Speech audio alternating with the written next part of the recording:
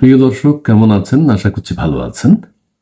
আমরা সবাই মিলে চলুন একটু ঘুরে আসি 2024-এর 5ই আগস্ট কি ঘটেছিল, কেন ঘটেছিল, কারা দায়িত্ব পালন করেছিল, কাদের দায়িত্বে অবহেলা ছিল। একদম অথেন্টিক সোর্স থেকে, নির্ভরযোগ্য সোর্স থেকে কিছু কথা আপনাদের সাথে শেয়ার করতে চাই। আপনারা হয়তো বা আমরা অনুমান করেছি, কিন্তু এটা নির্ভরযোগ্য সূত্র থেকে আমি এখন কিছু কথা আপনাদের সাথে শেয়ার করব যে জুলাই আগস্ট, বিশেষ করে আগস্টের 5 তারিখে একটা জিনিস, 3-4 তারিখের দিকে, 4 তারিখে বা 2 তারিখে আওয়ামী লীগ কিন্তু রাজপথে সমবেত হতে চেয়েছিল। ঘোষণা ছিল 1 তারিখ বা 2 তারিখ আওয়ামী লীগ মহাসম্মেলন করবে বা জমায়েত করবে ব্যাপক, এবং রাজপথে তারা মোকাবেলা করবে বা তারা কি হতে যাচ্ছে, কি ঘটতে যাচ্ছে তাদের অবস্থানটাও তারা জানান দেবে। সেনাবাহিনীর পক্ষ থেকে কিন্তু বলা হয়েছে আওয়ামী লীগ, ছাত্রলীগ, যুবলীগ যাতে মাঠে না নামে। এটা কিন্তু ষড়যন্ত্রের একটা অংশ, অর্থাৎ কিছু ষড়যন্ত্র খোলাসা করবে একটু কেন হয়েছিল, কিভাবে হয়েছিল।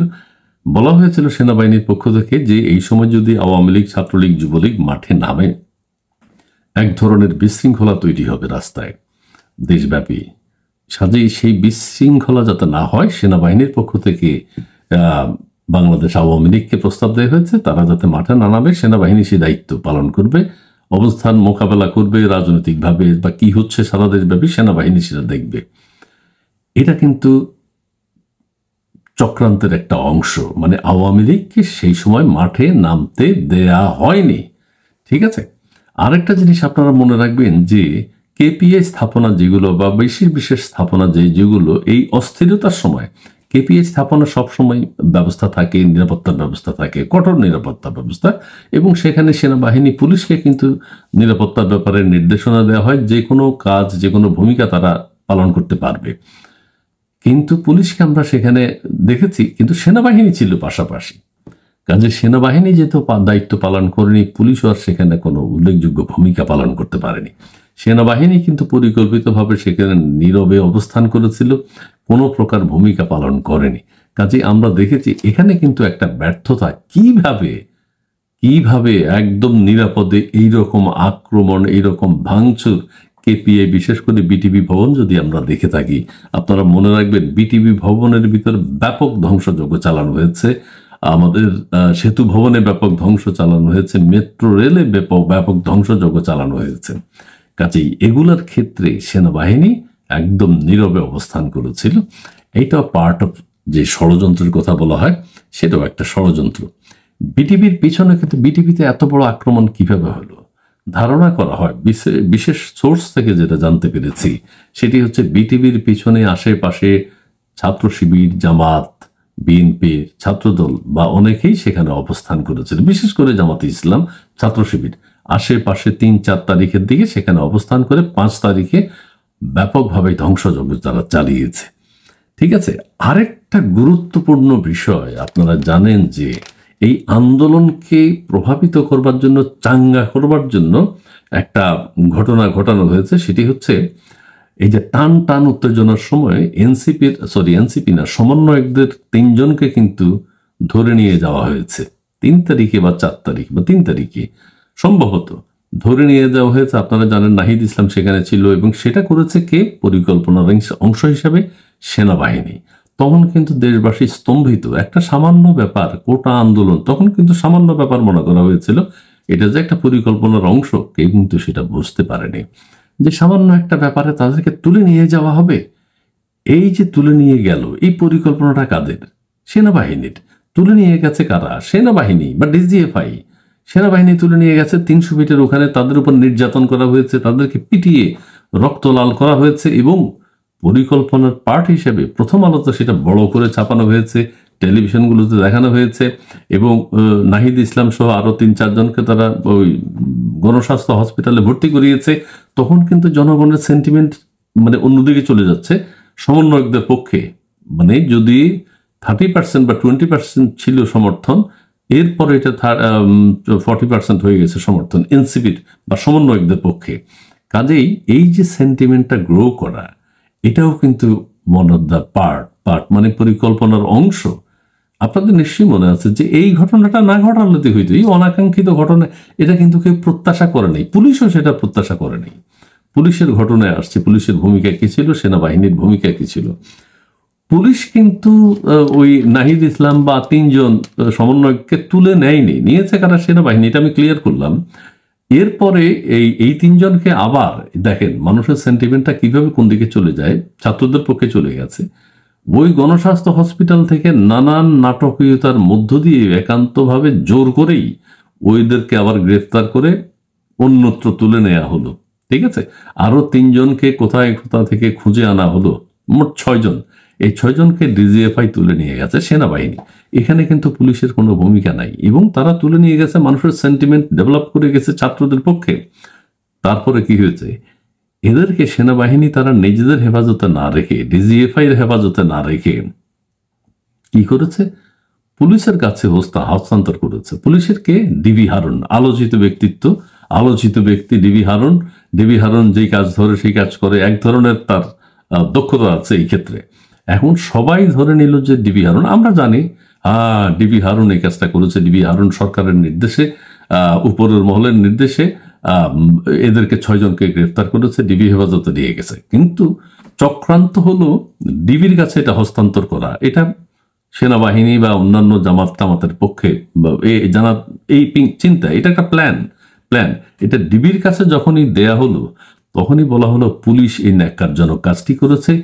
এই অবস্থার মধ্যে, এই দাবি দেওয়ার মধ্যে, এই সামান্য কিছুর মধ্যে দেশব্যাপী এত সমর্থন রয়েছে, এই সময় এই ছেলেগুলোকে গ্রেফতার করা, সেন্টিমেন্ট কিন্তু আরো অনেক বেশি ছাত্রদের দিকে চলে গেল। এই ছাত্রদের দিকে যখন গেল, তখন কিন্তু ডিবি হারুন ওখানে আমরা দেখি খাওয়াচ্ছেন, তারপর হচ্ছে যে তাদের আলাপ আলোচনা করছে, তারা ওখানে কর্মসূচি প্রত্যাহারের একটা ঘোষণা দিয়েছে, এটা সত্য। কিন্তু সেন্টিমেন্ট গ্রো করে গেছে ছাত্রদের পক্ষে, এবং বাইরে আন্দোলন হচ্ছে, নানান ডিবি ভবনের সামনে আন্দোলন হয়েছে মিন্টু রোডের ওখানে কাজে।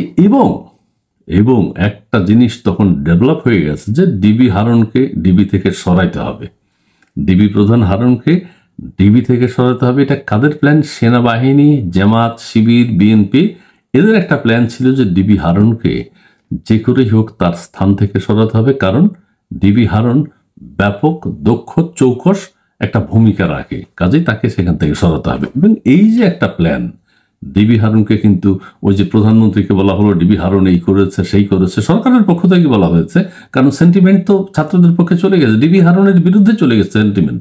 ডিবি হারুনকে ডিবি পদ থেকে, ডিবি প্রধানের পদ থেকে অন্য পদে স্থানান্তর করতে হবে, এবং করা হয়েছে। এবং তখন কিন্তু তাদের একটা বিরাট সাফল্য হয়ে গেছে, জামাত শিবির মিলিয়ে ফ্রান্স, আমেরিকা, তারা কিন্তু সফল। তাদের যে ষড়যন্ত্র ছিল ডিবি হারুনকে কেন্দ্র করে, সেটা তারা বাস্তবায়ন করেছে। ডিবি হারুন যেই অন্য সেকশনে চলে গেল, তখন কিন্তু অন্য একজন ডিবি প্রধান হলেন, তখনও কিন্তু ওই সরকারের উপর, আওয়ামী লীগ সরকারের উপর পুলিশ প্রশাসনের আর সেই স্ট্রেংথটা ছিল না। ডিবি হারুন যেভাবে ব্রেক দিতে পারতো বা সামাল দিতে পারতো, সেটা কিন্তু আর করা সম্ভব হচ্ছে না। পুলিশেরও মনোবল ভেঙে গেল, অর্থাৎ এবং ডিবি হারুন যে দক্ষতার সাথে কাজগুলো করতেন সেটাও কিন্তু আর রইল না। কাজে এইটা এক ধরনের তাদের সাফল্য হয়ে গেছে। কাজেই তার মানে অনেক ষড়যন্ত্র কাজ করেছে এখানে। আরেকটা জিনিস নিশ্চয়ই আপনাদের মনে আছে যে ওই যে মহাখালীতে 5 তারিখ বলা হচ্ছে না যে উত্তরা থেকে একটা মিছিল আসতেছে, উত্তরা থেকে মিছিল আসছে, এটা কে এস্টাবলিশ করলো? কারা এস্টাবলিশ, কারা এটা এত প্রচার করলো? সারা দেশব্যাপী মানুষ জানে যে আতঙ্ক উত্তরা থেকে আসতেছে। তো উত্তরা থেকে আসছে, বাধা দেবেন, সেনাবাহিনীর ক্যান্টনমেন্টের পাশ দিয়ে আসবে, সেনাবাহিনী বাধা দেবে, পুলিশ বাধা দেবে, এগুলো অতিক্রম করে কিভাবে আসবে? আচ্ছা, কিন্তু সেনাবাহিনী থেকে এটা ব্যাপকভাবে প্রচার করলো, বিশাল কিছু একটা আসছে, এরা গণভবনের দিকে আসতেছে। এটা কিন্তু সেনাবাহিনীর ইন্ধনে হয়েছে। আরেকটা কথা বলতে চাই, তখন কিন্তু ডিবি প্রধান হারুন যেহেতু আলোচিত, নতুন ডিবি প্রধানকে দায়িত্ব না দিয়ে কেউ খুব একটা দায়িত্ব পালন করতে চাচ্ছে না। এক ধরনের অন্যরকম সেন্টিমেন্ট তৈরি হয়ে গেছে, পুলিশ প্রশাসনের মধ্যে একটা ভয় ঢুকে গেছে। তখনও কিন্তু আবার ওই যে সাবেক ডিবি প্রধান হারুনকে দায়িত্ব দেওয়া হলো যে মহাখালী কন্ট্রোল করার জন্য, পুলিশ ফোর্স নিয়ে যাওয়ার জন্য সেখানে। ঠিক আছে, ডিবি প্রধান সেখানে অনিচ্ছা সত্ত্বেও একটা দায়িত্ব যেহেতু দেওয়া হয়েছে উপরের মহল থেকে, তিনি ওই পুলিশ ব্যাটালিয়ন নিয়ে সেখানে হাজির, মহাখালী বা আশেপাশে হাজির হয়ে গেলেন। এবং তথ্যগুলো কিন্তু আপনারা মিলিয়ে দেখবেন, এগুলো কিন্তু মিলে যাবে, সূত্র মিলে যাবে। সেখানে কিন্তু ডিবি প্রধান হারুন যখন তখন তার ডিবি প্রধান না, হারুন সাহেব যখন আবার সেখানে যান, তখন কিন্তু তাকে ইনিয়ে বিনিয়ে সেনাবাহিনীর পক্ষ থেকে বলা হলো যে আপনাকে তো সবাই চিনি, আপনি এখানে দায়িত্ব পালন না করলেই ভালো। এসে যে মব আসছে, যে বিরাট মিছিল আসবে, এটা কন্ট্রোল করা যাবে না। আপনি এরা জানেন যে হারুন থাকলে কিন্তু এক ধরনের একটা ব্যবস্থা নেবেই। হারুন সাহেবকে তখন তারা সরিয়ে দিতে চেষ্টা করলো অন্যত্র। হারুন সাবেক ডিবি প্রধান হারুন কিন্তু তখন ভাবলো যে হ্যাঁ, সেনাবাহিনী যেহেতু বলছে, এই সময় সম্ভবত সাবেক ডিবি প্রধান কিন্তু উপর মহলের কর্মকর্তাদের সাথে কথা বলেছেন যে কি করব স্যার, কি করা উচিত, আমাকে তো এখানে থাকতে নিষেধ করা হচ্ছে, এরকম কিছু একটা ঘটেছে। তখন তিনি সেখান থেকে সরে গেলেন, এবং সরে যাওয়ার পর ওখানে পুলিশ ছিল শুধু। পুলিশদেরকে আবার কিন্তু ডিজিএফআই, আর্মি, ওরা আবার নানানভাবে বলছে যে আপনারা এখানে থাকা ঠিক হবে না, এত বড় মব আসছে, এত বড় মিছিল আসছে, এটা কন্ট্রোল করা যাবে না। সেনাবাহিনীর পক্ষ থেকে যদি এই ধরনের কথা বলা হয়, তাহলে পুলিশের আর মনোবল থাকার কথা না। পুলিশ তখন সাবেক ডিবি প্রধান হারুনকে ফোন করলো। হারুন সাহেব তখন আবার বললো যে ডিবি প্রধান হারুন, সাবেক ডিবি প্রধান তখন বললো যে বাবারা, এটা তো আমি জানি না, এটা তো উপরের মহলে কথা বলতে হবে, হয় কমিশনারের সাথে কথা বলতে হবে, অথবা আইজিপির সাথে কথা বলতে হবে। এই কথা যখন বলা হচ্ছিল, বলা চলছে, ঠিক সেই মুহূর্তে ওই মিছিলটিও ওখানে, তারা ওই পুলিশের ব্যারিকেড ভেঙে জনস্রোত একদম ওই যে মহাখালী দিয়ে, জাহাঙ্গীর গেট দিয়ে রওনা করলো। এটা কিন্তু সেনাবাহিনী জানে। সেনাবাহিনী তখন কিন্তু ওই যে আমরা মেজর জেনারেল আকবরের কথা শুনে যেটি বলছি, আকবর সাহেবের সাথে কথা বলার পর সেনা প্রধান সহ 3 বাহিনী ওরা গণভবনে গিয়েছেন। প্রধানমন্ত্রী শেখ হাসিনাকে বলেছেন আপনি 40-45 মিনিট সময় পাবেন, আপনি দেশের বাইরে চলে যেতে হবে, দেশ ত্যাগ করতে হবে। দেশ ত্যাগে তাকে বাধ্য করা হলো। মব বা মিছিল কিন্তু তখন, আচ্ছা, সেনাবাহিনী পুলিশ যদি একসাথে কোনো আন্দোলন ছত্রভঙ্গ করতে চায়, অবশ্যই সেটা সম্ভব, অবশ্যই সেটা সম্ভব, পুলিশের পক্ষেও সম্ভব ছত্রভঙ্গ করা, কিন্তু সেটি আর করা সম্ভব হয়নি। এটা আমরা সবাই দেখেছি। কাজেই এই ঘটনাগুলো কিন্তু তখন ঘটেছে, এবং নানান কিছু, আরো অনেক কিছু আছে, অনেক কিছু বলবো, আপনাদের সাথে শেয়ার করবো ধীরে ধীরে। তো ডিবি প্রধান হারুনকে ওখান থেকে সরাতে পারলে এটা কিন্তু এক ধরনের সাকসেস। তারপর থেকে আরেকটি বিষয় হচ্ছে টেলিভিশন ভবনে ভাঙচুর। ওখানে কিন্তু সেনাবাহিনীরও দায়িত্ব ছিল, সেনাবাহিনী কিন্তু দণ্ডায়মান অবস্থায় ছিল। ওখানে এত বড় গ্যাঞ্জাম কিভাবে হলো? আগে থেকে ছাত্র শিবির জামাতে ইসলাম ওই রামপুরা বনশ্রী এলাকায় অবস্থান করেছিল, ঠিক আছে। আর ওই যে ছাত্রলীগ, আওয়ামী লীগ, যুবলীগ, তাদেরকে মাঠে না নামার জন্য নিষেধ করা হয়েছে, এটা নিশ্চয়ই আপনাদের মনে আছে। সেনাবাহিনীর পক্ষ থেকে বলা হয়েছে যে পরামর্শ দেওয়া হয়েছে, পরামর্শটাও কিন্তু একটা চক্রান্তের অংশ। আওয়ামী লীগ বা সরকারে যারা ছিলেন তারা সেটি বুঝতে পারেননি।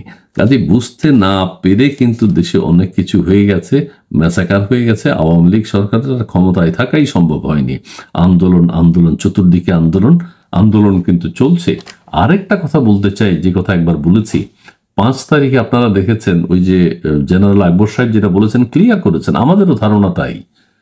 দেশের সরকার আছে, সেনা প্রধান তখন 5 তারিখ 10:15 সময় রাজনৈতিক নেতৃবৃন্দের সাথে কথা বললেন।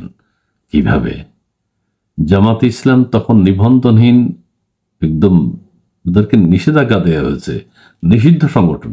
সেই জামাতে ইসলামের সাথে সেনা প্রধান আওয়ামী লীগ সরকার থাকা অবস্থায় ক্যান্টনমেন্টে মিটিং করেছেন, হেফাজত, বিএনপি সহ আর অন্যান্য রাজনৈতিক দলের সাথে, এবং আসিফ নজরুলের সাথে ক্যান্টনমেন্টে মিটিং করেছেন। তখনও কিন্তু সরকার ক্ষমতায়। এখন সরকার ক্ষমতায় বলতে সাধারণ দেশবাসী জানে না যে আসলে কি হচ্ছে। যখন যে দেশবাসী জানতে পারে, সেটা সম্ভবত 2টা-3টার দিকে, এরকম একটা অবস্থা, 2:30-3টার দিকে মানুষ জানতে পারে, যখন সেনাপ্রধান ঘোষণা দিয়েছেন। সেনাপ্রধান মাত্র 3টা-3:30টার দিকে ঘোষণা দিয়েছেন। 4টা, 2-3বার কিন্তু পিছিয়েছে সেনাপ্রধানের বক্তব্য। তিনি ভাষণ দেবেন এবং তিনি বলেছেন, এবং তারপরে তারা রাষ্ট্রপতির সাথে দেখা করেছেন, মহামান্য রাষ্ট্রপতির সাথে দেখা করেন। এই পরের বিষয়গুলো আমরা জানি, সেটা অন্য কি আরেকদিন বলবো। তবে এই ঘটনাগুলো ঘটেছে, সেখানে সেনাবাহিনী সহ একটা পরিকল্পনার হিসাবে 5 তারিখ ঘটানো হয়েছিল। আরেকটা কথা বলি, সমন্বয়করা কিন্তু একটা ঘোষণা দিয়েছে যে 6 তারিখ মুভ টু ঢাকা কি মার্চ টু ঢাকা, এরকম একটা কর্মসূচি ছিল 6 তারিখ। 6 তারিখ কি কারফিউ দেওয়া হলো বা কিছু একটা ঘোষণা করা হলো, আমার এক্স্যাক্টলি ঠিক এখন মনে নাই। তবে 6 তারিখকে আবার বলা হলো যে 5 তারিখ তোমরা মুভ করো। আপনার সমন্বয়করা তখন আবার ঘোষণা দিল যে না, 6 তারিখ যেহেতু হরতাল বা কারফিউ কি একটা ডাকা হয়েছিল, কোনো একটা কিছু হয়েছে, তারা তাৎক্ষণিকভাবে ওই কর্মসূচিকে কি করলো, 5 তারিখ নিয়ে আসলো। 6 তারিখ নয়, মার্চ টু ঢাকা, 5 তারিখ। এটা কিভাবে হয়েছে? এটাও কিন্তু সেনাবাহিনীর ইন্ধনে হয়েছে, যে তোমরা 6 তারিখ দিচ্ছ, 6 তারিখ থেকে 7 তারিখ করা যাবে না, 8 তারিখ করা যাবে না, বরং এটাকে 5 তারিখ করে নিয়ে এসো, 5 তারিখে নিয়ে আসো। এই 5 তারিখ নিয়ে এসছে, 5 তারিখে মুভ করেছে, 5 তারিখ আন্দোলন হয়েছে। সবার সম্মিলিত প্রচেষ্টায় দেশি বিদেশি নানান ষড়যন্ত্র, সেখানে সেনাবাহিনী ইনভলভ হয়েছে। পুলিশ প্রশাসন কিন্তু এই বিষয়টি বিন্দুমাত্র তারাও বুঝতে পারে নাই। অনেক সময় সেনাবাহিনী যখন ভূমিকা পালন করছে না, তখন কিন্তু পুলিশ বাহিনী নিষ্ক্রিয় হয়েছে। এটা কি হচ্ছে, কেন হচ্ছে বুঝতে পারেনি। যাই হোক, এই ঘটনাগুলো ঘটেছে এবং তৎকালীন প্রধানমন্ত্রী শেখ হাসিনা বিদেশে চলে গেছেন, তাকে বিদেশে জোর করে পাঠিয়ে দেওয়া হয়েছে এবং সেনাবাহিনীর এই ভূমিকা কিন্তু সরকারও বুঝতে পারেনি। এটা কিন্তু সরকারের ব্যর্থতা, গোয়েন্দা ব্যর্থতা। অর্থাৎ সরকার বুঝবে, গোয়েন্দা ব্যর্থতার প্রয়োজনে সরকারও তো বুঝতে হবে যে কি ঘটতে যাচ্ছে। মোটামুটি 3 তারিখ থেকে সেনাবাহিনী একেবারে নিষ্ক্রিয় ছিল। একদম পরিকল্পনা অনুযায়ী কিভাবে মিছিল আসবে, কোথায় আসবে, আওয়ামী লীগ মাঠে থাকবে কিনা, সমস্ত কিছুই সেনাবাহিনীর পক্ষ থেকে বিস্তারিতভাবে বলা হয়েছে। বাংলাদেশ আওয়ামী লীগ, ছাত্রলীগ, যুবলীগ 5 তারিখে, 3 তারিখে, 4 তারিখে, 2 তারিখে কোনো সমাবেশ ঘটেনি, রাস্তায় ছিল না, আপনারা সবাই দেখেছেন। এই হচ্ছে মোটামুটি বর্ণনা, একেবারে অথেন্টিক সোর্স থেকে কথাগুলো বলেছি। আপনারা একটু মিলিয়ে দেখবেন যে এই ঘটনাগুলোই ঘটেছে। প্রথম আলোর একটা কিন্তু ব্যাপক অংশগ্রহণ এখানে আছে। ওই যে তাদেরকে পিটালো 300 ফিটের ওখানে সেনাবাহিনী, ওটা কিন্তু পুলিশ পিটায়নি। আবারও বলছি, 300 ফিটের ওখানে সমন্বয়কদের উপর যে অত্যাচারটা হলো, তাদেরকে পেটানো হয়েছে, ঘটনা সত্য পেটানো হয়েছে, সেটা কিন্তু সেনাবাহিনী করেছে, পুলিশ করেনি। সেটাকে কিন্তু প্রথম আবার তাদের ছবি, পিটানোর মারার ছবিগুলো, দুঃখজনক মারা ছবিগুলো ক্লোজ করে দেখিয়েছে। প্রথম আলোতে ব্যাপকভাবে প্রচার হয়েছে, জনগণের সেন্টিমেন্ট ছাত্রদের পক্ষে চলে গেছে। এরপরে যখন আবার তাদেরকে ডিবি অফিসে নিল, বলা হলো যে এটার জন্য দায়ী হলো ডিবি প্রধান হারুন। প্রধানমন্ত্রীকে বোঝানো হলো এগুলো হারুন করেছে, হারুনকে সেখান থেকে সরানো হলো, কিন্তু হারুন এটার সাথে জড়িত না। এটা ডিজিএফআই ডিবি প্রধানের কাছে দিয়েছে যে আপনি দেখেন। ডিবি প্রধান বলল যে আমি তো তাদেরকে গ্রেফতার করিনি, আপনারা নিয়ে আসলেন, আপনাদের হেফাজতে রাখেন। কিন্তু সেনাবাহিনী তাদের হেফাজতে না রেখে ডিবি হারুনের উপর দায়িত্ব চাপিয়ে দেওয়া হলো। প্রধানমন্ত্রী ওই ষড়যন্ত্র বুঝতে না পেরে ডিবি হারুনকে অন্যত্র বদলি করে দিলেন এবং ডিবি হারুনকে বদলি করাটা ওই জামাত, শিবির, আমেরিকা, ফ্রান্সের একটা ব্যাপক সাফল্য। এবং ডিবি হারুন সরে যাওয়ার পরেই কিন্তু একটা সিগন্যাল সরকারের দিকে চলে গেছে যে সরকার আর কি করবে, কিছু করার সরকারের ছিল না। যাই হোক, এই ঘটনাগুলো ঘটেছে, আপনারা শুনেছেন, আপনারা একটু মিলিয়ে দেখবেন। অন্য কোনো তথ্য যদি পেয়ে যাই সেটি আপনাদের সাথে শেয়ার করব। ভালো থাকবেন, সুস্থ থাকবেন, সুন্দর থাকবেন। ধন্যবাদ।